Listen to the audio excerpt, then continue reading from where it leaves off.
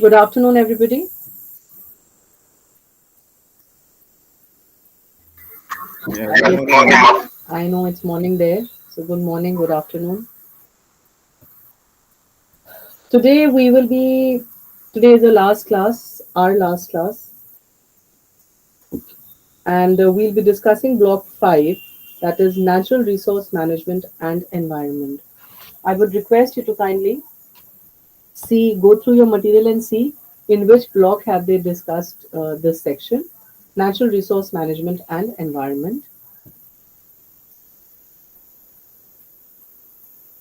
I'll be sharing my screen now.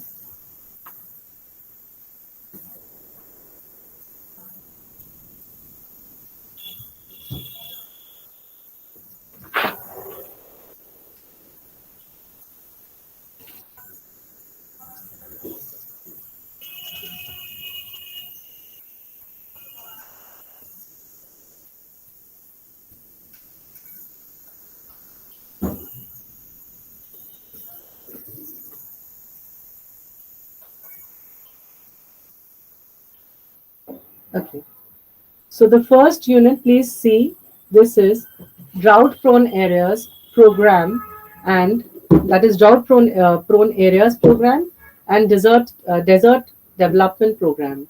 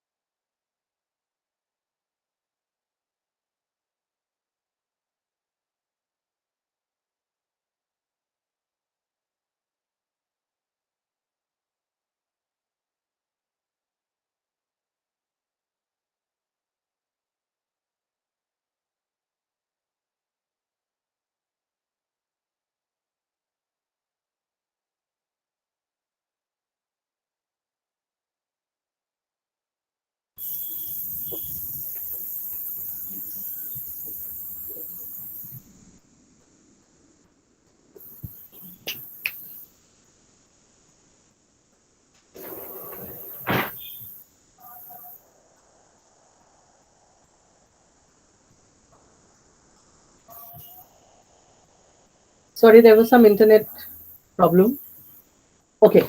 So we here in this topic, in this unit, in this block, we will be discussing about the natural resource management and the environment. So under the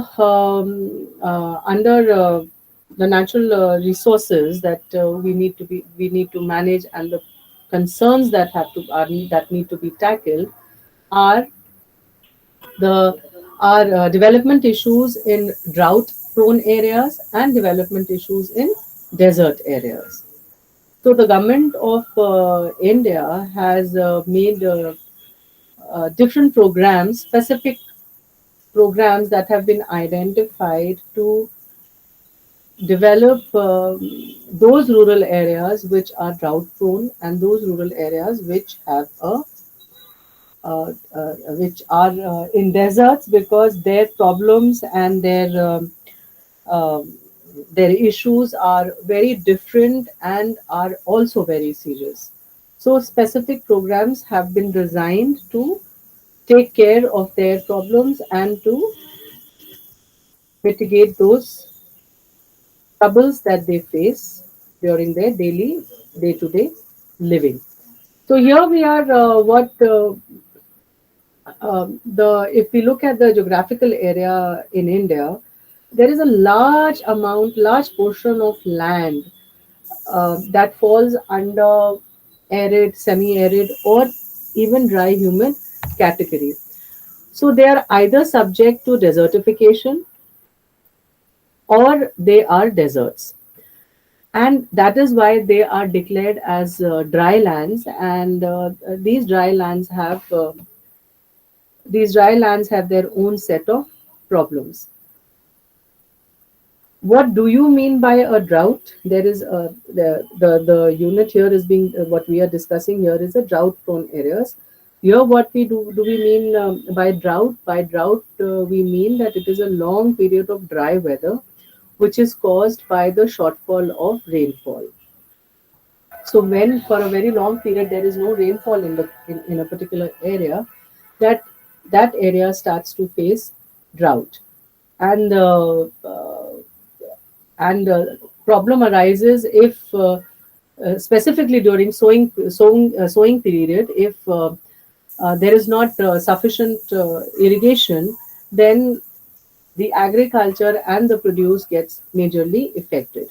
So that is why special concerns and special attention needs to be given to these areas which are drought prone, and irrigation facilities and other such amenities need to be ensured to reach the rural poor, so that it does not affect their productivity of crops, it does not affect their livelihood, it does not cause hunger issues or even malnutrition. So these things, these distresses need to be managed at the government, are being managed at the government level. So in this unit, we will be basically talking about we'll be talking about the drought-prone areas and the desert development program. Both of them are basically for those areas where there can be a shortfall of water. And the objective and aim of both these programs is the development of land, water, and other natural resources. So if we go and if we see that the main aims and objective of we'll be using the short forms as DPAP, that is drought prone area program, and DDP stands for desert development program. So both these programs have an objective of developing the wasteland or the degraded land or drought prone areas and the desert areas on watershed basis, keeping in view the capacity of the land, site conditions, and local needs. So the local needs are kept into consideration. Keeping that in mind, these areas are developed. Of course, with this kind of intervention and activities, and overall economic development is also being targeted, and so that the disadvantaged sections of the society are are able to live a better life, indirectly saying that their socio-economic conditions are aimed to be improved, are aimed to improve to these programs. And they also, the target is also to restore the ecological balance within the system, and of course encouraging the village or the active participation, or what we were yesterday talking about, sustainability through public participation or participatory management. So the villages are encouraged to take active participation or participate actively in the planning and implementation of these development programs, so that they are sustainable in nature, and they are able to live for a longer, live in terms of stay in place for a longer period. So then there is this whole section that talks about what is the need for a drought-prone area program. The need, of course, as we had already discussed, that a large part of country's land is arid and is prone to desertification. So that is, and of course, there are dry land, dry areas, and these long drawn shortage of rainfall causes agricultural issues and socio-economic problems amongst the people who are dependent on the land for their livelihood. So that is why this program was initiated, and it was initiated to ensure that the agriculture and their livelihood does not get affected by natural water shortages.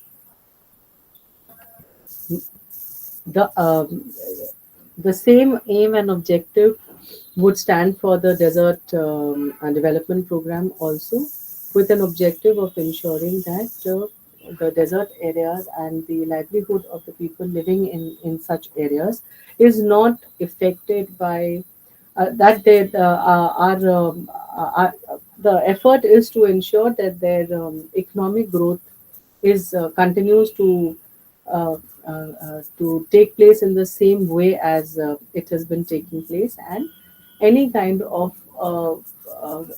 natural calamity should not or I won't say, I won't call it natural calamity, but any kind of shortage does not affect their livelihood opportunities. So this is the program that they have discussed in detail. These two programs, when it comes to Unit One, and there are other things that have been discussed in this unit which I have gone through, and it's important. It was important for you to understand what these two basically programs were meant for, and how. As of course, yes, and one of the main intervention through these programs is the watershed development. So watershed development programs were put in place to ensure water storage, rainwater harvesting, watersheds, and all these guidelines were issued by the government, continuously are being issued by the government, to encourage the rural people, or to encourage the people living in such areas of storing water, or uh, harvesting water naturally through the various techniques and innovations that have been put in place, or that are now commonly being used and promoted in other parts of the country, whether it is through watershed management programs or it is through rainwater harvesting. So this is what basically this unit talks about. You can go through it, and if there is any problem, we can discuss it in detail later. There is not. They've discussed about the. I've already told you about the watershed approach, and they've also discussed in detail about what is the watershed approach, and how the work plans, and what are the criteria for the selection of watersheds. There are certain methodologies that have been listed out and delineated by in this unit, where as what we discussed earlier, that people's participation is encouraged. There is as village institutions, people are asked to participate in this program to ensure its sustainability, and there are associations and committees that have been formed uh, to ensure that the watershed funds and activities are in place, and they they reach out to the bottommost beneficiary. There are self-help groups also that are engaged into on these watershed ecology and promotion and propagation. Then there is a review and coordination committees. I told you that at every level there are systems that are made to there are systems that are put in place to ensure the monitoring, which is, as we discussed, we've been discussing in since last 3 days also, that in each and every program that we spoke and tackled, we saw that there is either a top to bottom or a bottom to top approach in terms of monitoring, because there are central level committees, there are state level committees, and there are district level committees or district level and then there are monitoring means at block level committee and down to the village level also. So it is a very well chalked out monitoring system in in fact, in all the programs that we have been discussing since these last 3 days. Training, as we all understand, is a major intervention, and is a major need, actually, not an intervention. It's a major need that in if a program is being run, and if it has to be sustained, and if its sustainability is to be ensured, then participation of the community in that program is very important, and participation can be successful only if they are well trained and well versed with the procedures, forms, and norms of the program. So trainings are an important component that continue to hold a special place in most of the programs that are being run at the rural level. Monitoring and evaluation, along with monitoring and evaluation. So here they are. This unit further talks about that what are the various institutions where these watershed management programs are being run, and are being ensured to that these institutions are ensuring that the watershed programs are run as per the guidelines that are issued time and again. So this is done through NGOs, this is done through SHGs, this is done through Panchayati Raj institutions. Panchayati Raj institutions are, as what I told you yesterday. Panchayati Raj means these are village community-based associations or administrative committees which handle the which handle which actually act as a bridge between the government and the people living in the villages.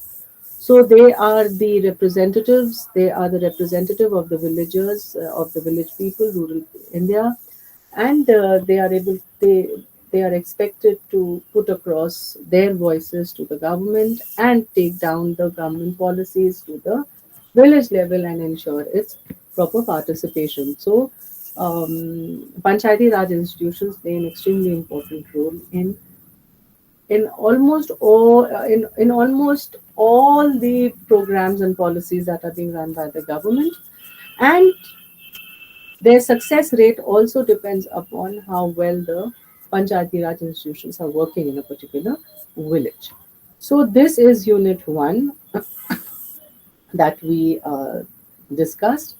Now we will go to integrated wasteland development program, which is unit 2. I would request you to please, I'll just open this unit for you to understand.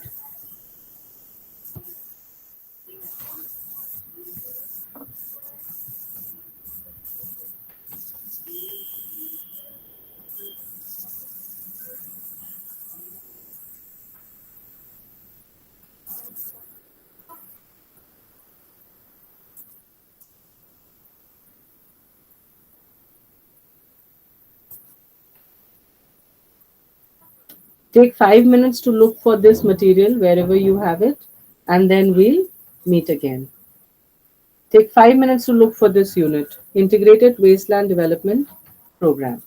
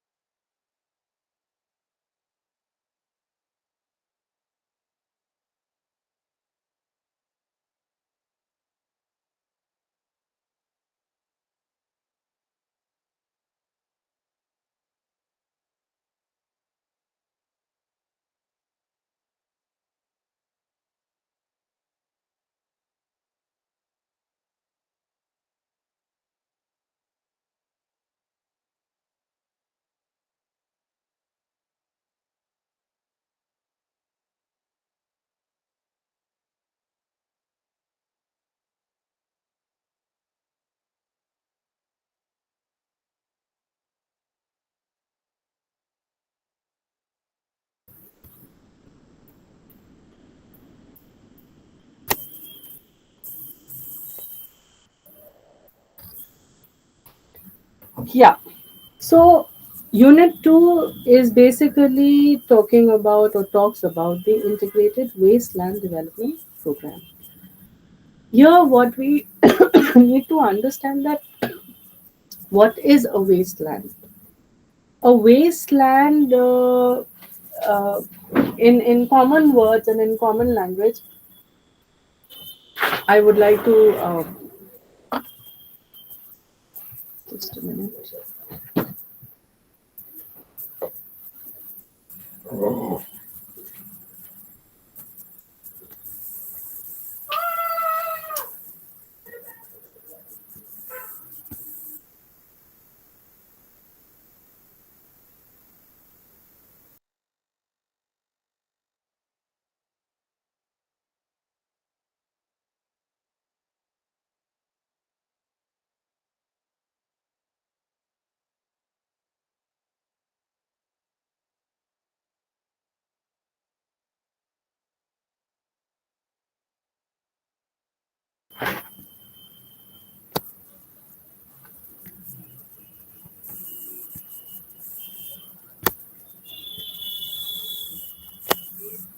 I am so sorry. There is some network issue today. Right. Okay.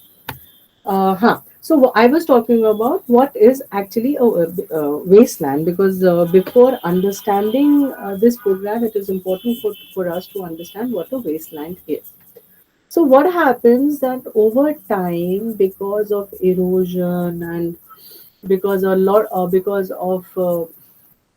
many erosion activities, a fertile land may convert into a wasteland where putting it up for agriculture or doing agriculture in that land does not become, yeah, is not possible. So the efforts is to ensure that this degraded land is again made fit for agriculture. So a lot of initiatives and innovative approaches have been designed and are being designed to ensure the management of these degraded land, and to make it suitable for farming again. So this unit will talk about how and this integrated wasteland development program has been put into place, of course, ensure with the objective of making wasteland suitable for farming again. So if we look at the objective of this program in short will now be called IWDP, Integrated Wasteland Development Program.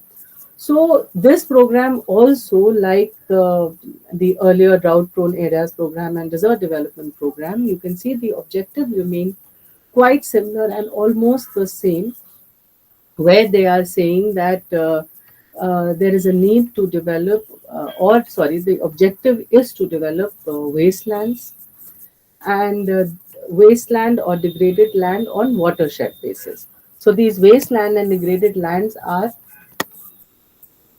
watersheds are used to develop these wasteland and degraded land, and this will ensure the economic development and will also improve the socio-economic condition of the poor and disadvantaged section living in those areas. It will also help in restoring the ecological balance of the environment there, and the objective is also to aim is also aimed at encouraging the village community to take up this program as their own, so as to ensure its sustainability, and all its operation and maintenance and everything lies in the hands of these village community, and they are taught with and are given the technical know-hows of how to develop these wasteland and how to manage watersheds. Next unit talks about what is a watershed, what is a wasteland, and what is its definition, category, area, wasteland atlas, this is not technical at all. We can very broadly see that, as I was telling you, that a land which was or could have been fit for agriculture does not remain will not remain so forever. Because of erosion, the land gets degraded and as a result gets under the category of wasteland. So what could be the what could be the basis of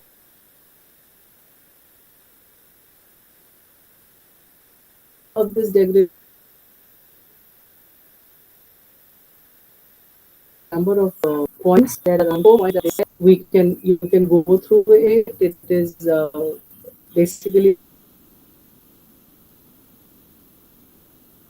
because of urbanization, because of rural poverty, because of inappropriate practices. All these results in land becoming waste and degraded in the country. So there are details that are being given. There is about the category wise wasteland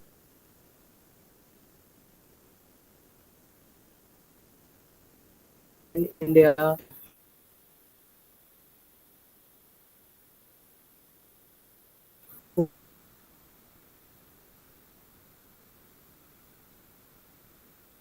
what you can there are for us to just have a look. There is gullied or ravenous land, that is ravine lands, land with or without scrub. There is waterlogged and marshy land. They are all that come under the category of wasteland because agriculture cannot take place there. Land that is affected by salinity, that is, there is too much of salt in that land. As a result, agriculture cannot take place. Then there is shifting cultivation areas. A practice. This is a practice undertaken by tribal India. This is called shifting cultivation. Then there is certain notified forest land where which has degraded. Then there are degraded pastures and grazing land. Then there are degraded land under plantation crops. There are sands. There are mining, barren rocky land, steep sloping areas, snow-covered areas. They are all wasteland. They are all the land that comes under the category of wasteland where agricultural activities cannot take place. So this program, Integrated Wasteland Development Program, IWDP, aims to make this degraded land into agriculturally fit land. So there are certain features and the guidelines that are given of this program. They are all listed in 2.5.2. There are around 10 such points which we have discussed, but which in my dialogue with you right now, I have discussed two small sentences, and but the details are given here in this section. The next section is what is a watershed and the components and the development of watershed.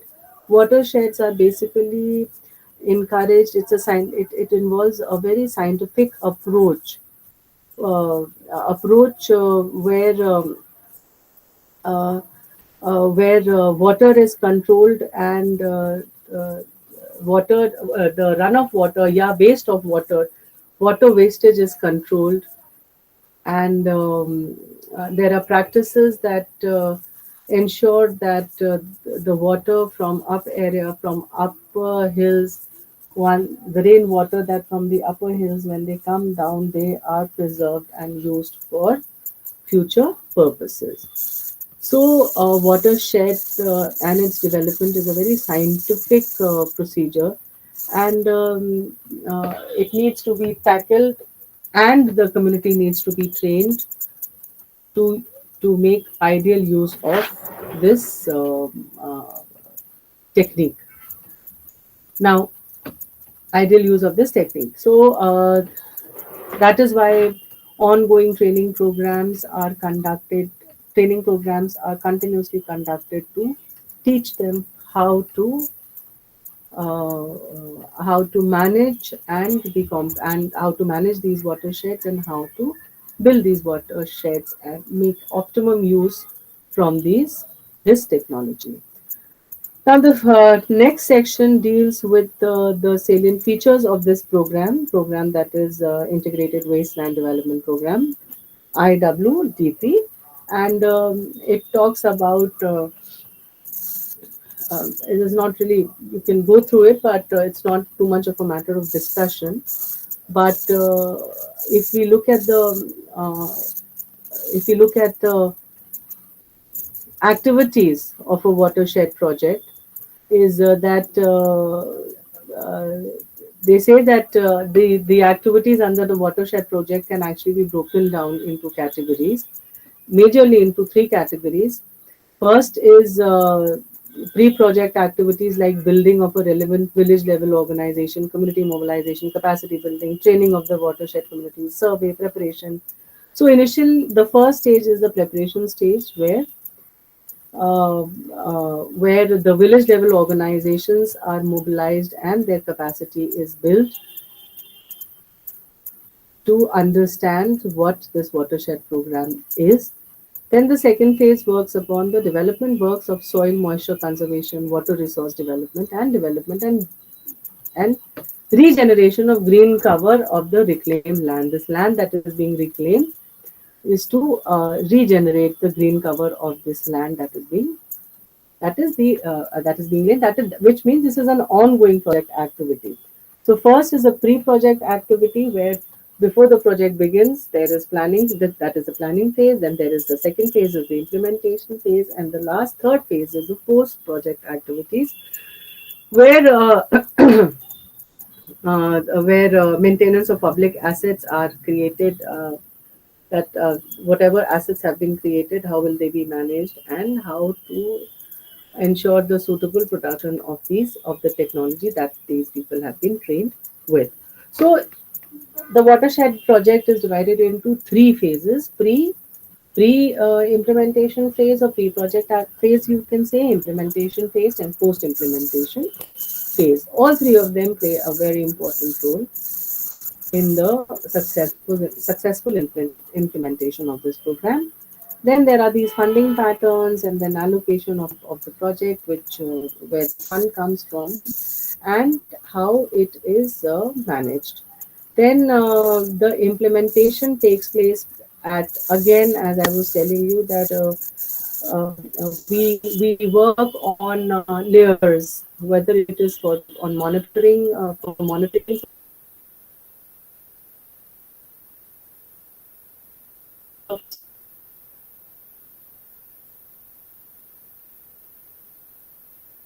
or whether it is the bottom most down most beneficiary, and that is why it is ensured at national, state, district level, and at all levels the program is being monitored and implemented.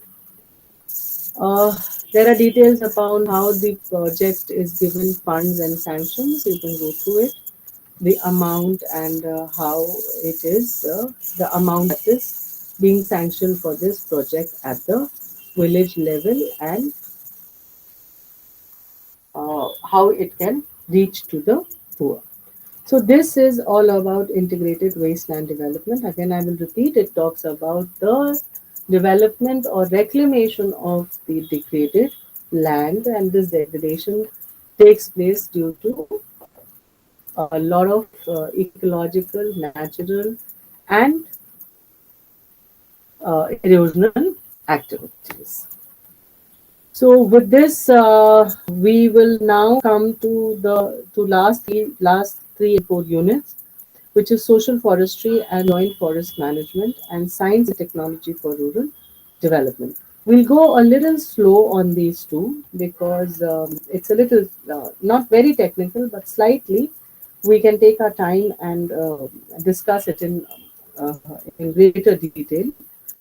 So we'll probably take a 10 minutes break. Please look for it. We've already had our class, and we again begin our class in 10 minutes as a final venture to finish this block 5. So we'll meet in another 10 minutes. Thank you.